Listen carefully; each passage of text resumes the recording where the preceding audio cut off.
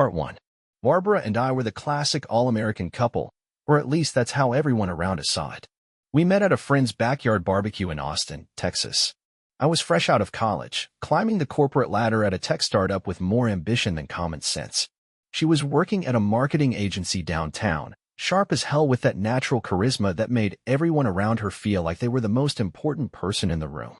Barbara had this laugh, rich and infectious, that could brighten up a whole damn room. We clicked almost instantly. Within a year, we were inseparable, and by the third year, I was down on one knee at the exact spot we first met, ring in hand, praying she wouldn't say something snarky and throw me off. She didn't. Instead, she cried, said yes, and made me feel like I just won the lottery. Life was good. We bought a modest house in the suburbs, a white two-story with blue shutters that Barbara insisted made it look like something out of a Hallmark movie. She decorated it with the same meticulous touch she applied to her work, every room balanced between cozy and elegant, like she was always expecting guests. We didn't have kids yet, but it was part of the plan. We talked about it often, laughing about whether our future son would inherit her stubbornness or my talent for sarcasm. We even had names picked out. Jackson for a boy, maybe Ava for a girl. For now, it was just us and Max, our golden retriever who seemed to shed more fur than he had on his body. Weekends were our time. We'd spend Saturday mornings tangled up in each other's arms, talking about everything and nothing. She'd make pancakes, insisting hers were superior despite the fact they were always a little burnt around the edges. I'd pretend to be offended but secretly loved them that way. Our most recent adventure was a trip to California. Barbara had a work conference in San Francisco, and I tagged along, turning it into a mini vacation. We rented a convertible and cruised along the Pacific Coast Highway, wind in our hair and the ocean stretching out beside us like something from a postcard. We spent hours exploring the city's crooked streets, eating sourdough bread at Fisherman's Wharf and sipping wine in Napa Valley. Barbara fell in love with the towering redwoods, her eyes wide with wonder as she stood beneath their ancient branches. We even took a boat tour around Alcatraz, her fingers laced through mine as the guide spun tales of escape attempts and haunted cells. Every night, we'd collapse into our hotel bed, exhausted but happy. It felt like a second honeymoon, a reminder of everything we loved about each other. On our last night, we had dinner at this little Italian place tucked away in a side street. Barbara wore a blue dress that made her eyes look impossibly bright, and I couldn't stop staring at her. "What?" she asked, laughing as she caught me staring over the candlelit table. "Just trying to figure out how I got so damn lucky," I replied. She rolled her eyes but smiled, reaching across the table to take my hand. "You're too much, you know that?" But she looked happy, genuinely happy, and that was all I needed. We flew back home with sunburned noses and new inside jokes, both of us dreading the return to reality. But even as we boarded the plane, I couldn't shake the feeling that our life was good. Better than good. It was perfect. The weeks following our trip were filled with that same sense of joy.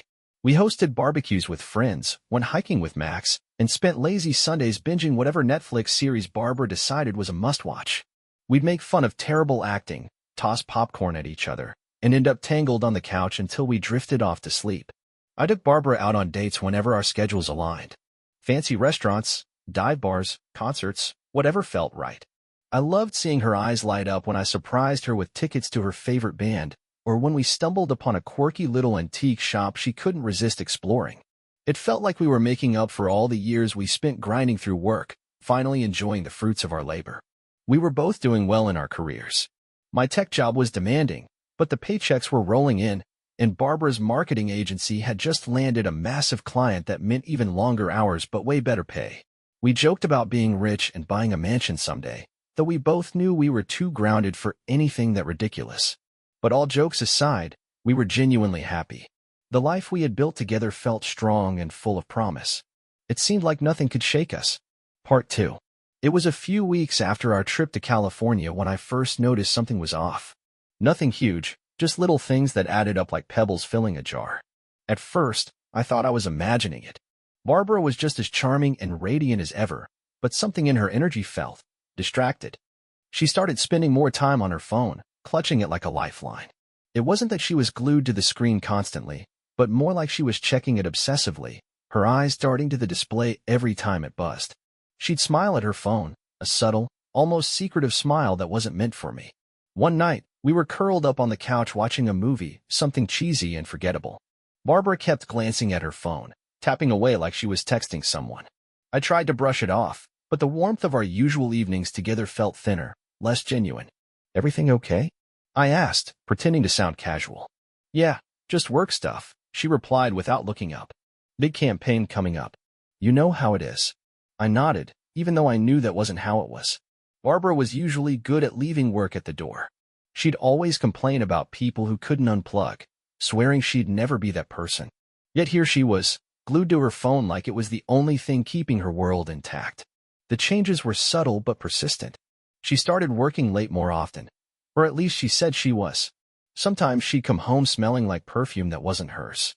I tried to laugh it off, chalking it up to some fancy department store or maybe one of her coworkers giving her a hug. But the scent lingered, stubborn and unsettling. Our conversations grew shorter, her attention always divided. She'd come home exhausted, giving me a peck on the cheek before retreating to the bedroom to unwind. The nights we used to spend talking and laughing seemed to be replaced by long stretches of silence. I tried to ignore the unease gnawing at my gut. Told myself I was just being paranoid. Barbara was stressed from work, I reasoned. The big client she'd landed was demanding, and she was just trying to keep up.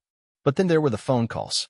The ones she'd take outside, pacing in the backyard or speaking in a low voice from the bathroom with the door half closed.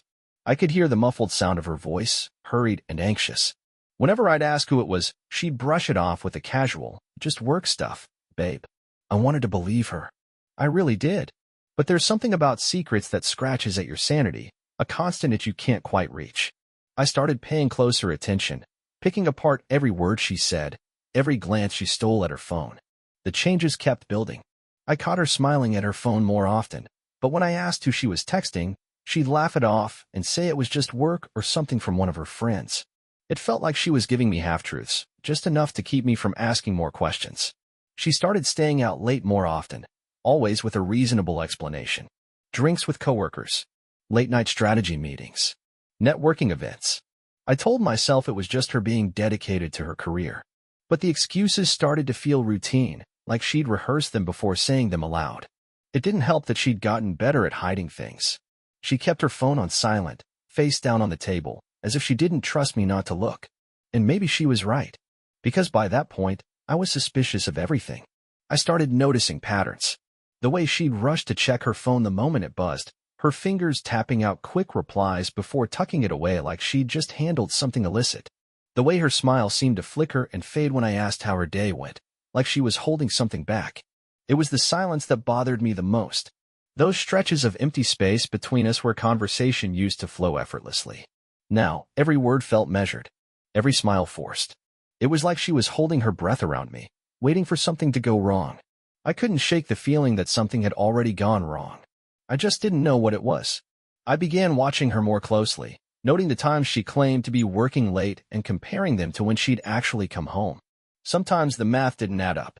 Other times, she'd come back freshly showered, her hair damp even though she'd supposedly just left the office. She started keeping her phone on silent, never letting it leave her sight.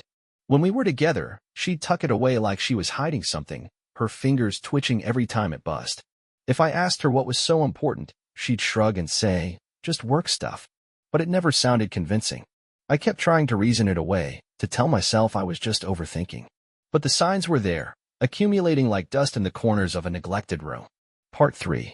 The truth has a way of showing itself when you least expect it. No matter how well hidden or carefully tucked away, it eventually finds the light. And for me, that moment came on a quiet Sunday morning. Barbara was still asleep, sprawled out across the bed with her phone resting on the nightstand.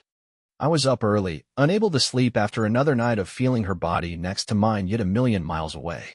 My mind had been spinning, circling the same questions over and over again until I was too exhausted to think straight. The house was quiet. Just the low hum of the fridge and the occasional creak from the old wood floors. I sat at the edge of the bed, staring at Barbara's phone like it was a loaded weapon. Maybe I was paranoid. Maybe I was just torturing myself for no reason. But something in my gut told me otherwise. I picked up her phone. It felt heavier than usual, the cool glass slick against my fingers. Her password hadn't changed. Why would it? I unlocked it easily, expecting to find nothing more than the usual string of work emails and group texts. But then I saw it. A message thread pinned at the top of her chats, labeled with a name I didn't recognize. Chris. I opened the conversation, my breath held tight in my chest. The messages were all there, laid out like a confession written in digital ink. Chris, can't wait to see you again. Last night was amazing. Barbara, I feel the same. You make me feel alive. When can we do it again? Chris, soon. I'll make sure of it. You're worth every risk. The words punched me in the stomach, knocking the air from my lungs. It was all there, in black and white. Proof that Barbara had been lying to me, sneaking around behind my back while I was busy trying to hold us together. I kept reading, my hands trembling so hard I could barely keep the phone steady. They'd been meeting up for months. Hotel rooms, late-night rendezvous after her so-called work meetings. Their conversations were explicit, raw, and full of promises they'd made to each other. She told him things she used to tell me, how much she craved him, how he made her feel alive. I scrolled further, feeling sicker with every swipe of my finger. Chris, I love the way you look at me. Like I'm the only one who matters. Barbara, because you are. When I'm with you, nothing else exists. It was like I'd been punched in the gut, the kind of hit that leaves you breathless and bleeding on the inside. I wanted to scream, to break something, to confront her right then and there. But instead, I just kept reading, like a masochist unable to stop himself from diving deeper into the pain. I found pictures next. Photos she'd sent him, selfies from our bedroom, our living room, even our kitchen. The places that were supposed to be ours, tainted by her betrayal. Images of her smiling, laughing, looking carefree in ways she hadn't looked with me for a long time. I tried to swallow, but my throat felt like sandpaper. My fingers went numb, the phone slipping from my grasp and thudding onto the bed. Barbara stirred beside me, mumbling something incoherent before rolling over and burying her face in the pillow. I couldn't move. My mind was fractured, pieces of it scattered and lost somewhere between rage and despair. I had suspected something was wrong, but to see it laid out so clearly, so undeniably, it broke something in me. I stood up, my legs feeling like rubber as I stumbled out of the bedroom and into the hallway. My breath came in shallow, ragged bursts, my vision blurred and unfocused. The walls of our home felt like they were closing in, suffocating me with every step. I made it to the kitchen before I collapsed into a chair, my head in my hands. The betrayal wasn't just in the messages or the photos. It was in the fact that Barbara had made me feel like I was crazy, like all my doubts and fears were nothing more than paranoia. But I wasn't crazy. I was right. And that truth was colder than I ever could have imagined. I spent the rest of the morning in a daze, replaying everything I'd just read over and over in my mind. It was like trying to breathe underwater, my lungs straining against the weight of it all. I wanted to confront her, to scream and demand answers. But instead, I sat there in silence, my hands trembling and my heart splintered beyond repair. I knew then that nothing would ever be the same. The truth had finally revealed itself, and there was no turning back. Part 4. Something snapped in me that morning. The pain, the betrayal, it all boiled down into something colder, harder. I wasn't going to sit around and let Barbara make a fool out of me. If she wanted to throw away everything we'd built, then fine. But I wasn't going down without a fight. I spent the next few days playing the part of the oblivious husband. Smiling when she smiled, nodding when she told me about her long work hours and never-ending meetings. All the while, I was putting my plan into motion. The first step was gathering evidence. Real, undeniable proof of her betrayal. I wasn't going to confront her on a whim or let her twist the narrative into some half-baked excuse. No, I wanted everything laid out in front of her like a case file, airtight and undeniable. I backed up her phone. Every message, every photo, every damn conversation she'd ever had with Chris. I made copies, storing them on a private drive she didn't know existed. It was meticulous work, but the cold anger that fueled me made it easy. It felt like I was watching everything from a distance, detached and calculating. Then I contacted a lawyer. A damn good one. If Barbara was going to throw me away for some cheap thrill, then I'd make sure she paid for it. My lawyer was sharp, ruthless even. He laid out my options with the kind of precision I admired. "You've got the evidence," he said, glancing over the files I'd provided. "If you want to proceed with divorce, you'll be in a strong position. Especially if you want to go for fault-based grounds." "I'm not ready for that," I told him. "Not yet." "Then what's the plan?" he asked, eyeing me curiously. I leaned back in my chair, my fingers steepled in front of me. I want her to feel the same betrayal I felt. I want her to know what it's like to be played. And when I'm done, I'll leave her with nothing. He didn't argue. Instead, he just nodded and went over the legal intricacies of what I was planning. It was brutal, but it was exactly what I needed. I started with the finances. Barbara had always trusted me to handle the bills, the savings, the investments. She was good at making money, but terrible at managing it. I made sure to secure everything in my name, cutting her access little by little until she'd have to come to me if she needed so much as a dollar. At the same time, I made sure to keep up appearances. I took her out to dinner, bought her flowers, pretended everything was fine. If anything, I was more affectionate than usual. I needed her to believe she still had the upper hand, that I was clueless. But behind the scenes, I was dismantling her world piece by piece. I started dropping hints that I was working longer hours, taking on extra projects to secure our future. In reality, I was diverting money into accounts she couldn't touch, planning for the inevitable fallout. Every interaction with her became part of the act. If she wanted to play games, then I'd play them better. I was done being the fool. But it wasn't just about revenge. It was about reclaiming my own dignity, taking back the control she'd stolen from me. I wouldn't be some broken man begging for answers. I'd be the one pulling the strings. I hired a private investigator, not just to keep track of her ongoing affair, but to gather every possible piece of dirt I could find. Financial discrepancies, lies she'd told, anything that could be used against her when the time came.